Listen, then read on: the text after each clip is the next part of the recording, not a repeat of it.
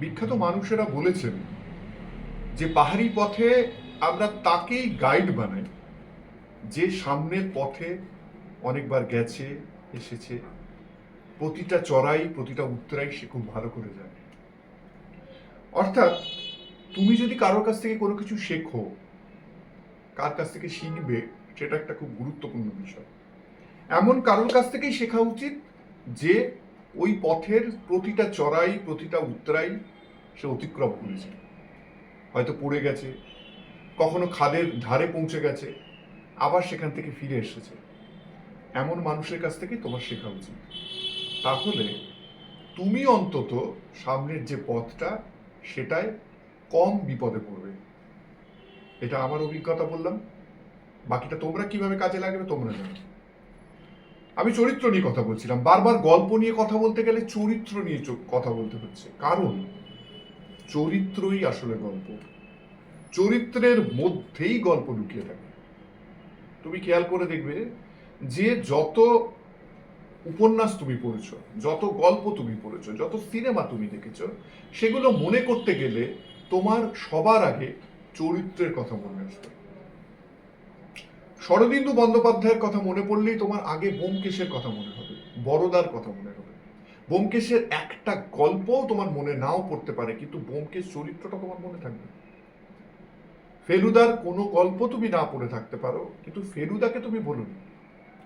বা সোনার কেল্লায় ভবানন্দ নকল ডাক্তার হাজরাকে কিন্তু তুমি বলোনি। অর্থাৎ আমরা চরিত্রকে নিয়েই গল্পের দিকে এগিয়ে যাই। তাই চরিত্রকে আগে ঠিক করতে হবে। এই জন্য আমি গল্প যে নির্মাণ সেই প্রসেসে চরিত্র নিয়ে এত কথা বলছি। আরো অনেক কথা বলবো, তবে যেটা আগে বলছিলাম সেটা কি কমপ্লিট করি। যে আমরা ধূসর চরিত্রকে বেশি পছন্দ করি।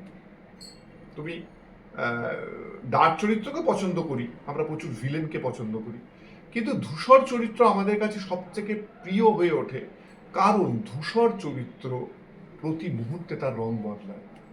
তোমরা খেয়াল করে দেখবে ধূসর রঙের কোনো জিনিসকে যদি তোমরা ভালো করে লক্ষ্য করো, দেখবে আলোর হেরফেরে কখনো তাকে সাদাটে দেখায়, কখনো তাকে কালচে দেখায়। অর্থাৎ ধূসর চরিত্র ঠিক তেমন, এই তাকে মনে হচ্ছে সাদা, এই তাকে মনে হচ্ছে ভালো হয়ে গেছে সে, আবার পর মুহূর্তেই মনে হচ্ছে সে কালো চরিত্র হয়ে গেছে, সে ডার্ক ক্যারেক্টার হয়ে গেছে, খারাপ কাজ করতে শুরু করছে। অর্থাৎ প্রতি মুহূর্তে সে আমাদের একটা দোলা চলে রাখে। তাই তুমি যখন কোনো চরিত্র বানাতে যাবে, চেষ্টা করবে গ্রে চরিত্র বানাবে।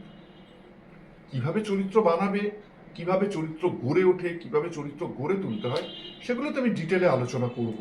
কিন্তু গ্রে চরিত্র বানাবে, তার কারণ হচ্ছে গ্রে চরিত্র সবসময় আনপ্রেডিক্টেবল। এই কারণে বিদেশি ফিল্মে, মূলত হলিউডের ছবিতে তুমি দেখবে ওরা প্রোটাগনিস্ট যাদের বানায় তারা মূলত কিন্তু হোয়াইট নয়, তারা কিন্তু গ্রে। তাদের মধ্যে ভালো জিনিসও প্রচুর আছে, মন্দ জিনিসও প্রচুর আছে। তারা সারাক্ষণ আমাদের একটা টেনশনে রাখেন, একটা দোলাচলে রাখেন। যদিও রিসেন্টলি আমি দেখছি যে ভারতীয় ফিল্মেও প্রচুর গ্রে চরিত্রকে নিয়ে প্রোটাগনিস্ট বানিয়ে ছবি করবার একটা প্রবণতা এসছে। এই প্রবণতা কতদিন থাকবে, কতদিন এটা ওয়ার্ক করবে আমি জানি না, কিন্তু আমাদের ভারতীয় কালচারে এটা ছিল না খুব একটা আগে, হলিউডে চিরকালই ছিল। তো তুমি যখন কোনো চরিত্রকে বানাবে, চেষ্টা করবে তোমার চরিত্রের মধ্যে ভালো প্রবৃত্তিগুলো যেমন দেবে, খারাপ জিনিসও দেবে। তাহলে চরিত্র হয়ে উঠবে খুব সুন্দর, কালারফুল, আনপ্রেডিক্টেবল।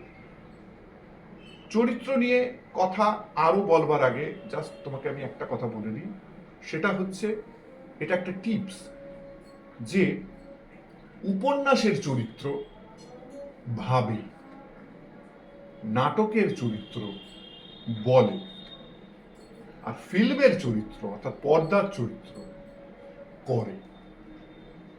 এটা কি বিস্তারিত বোঝাবো আমার পরের ক্লাসে।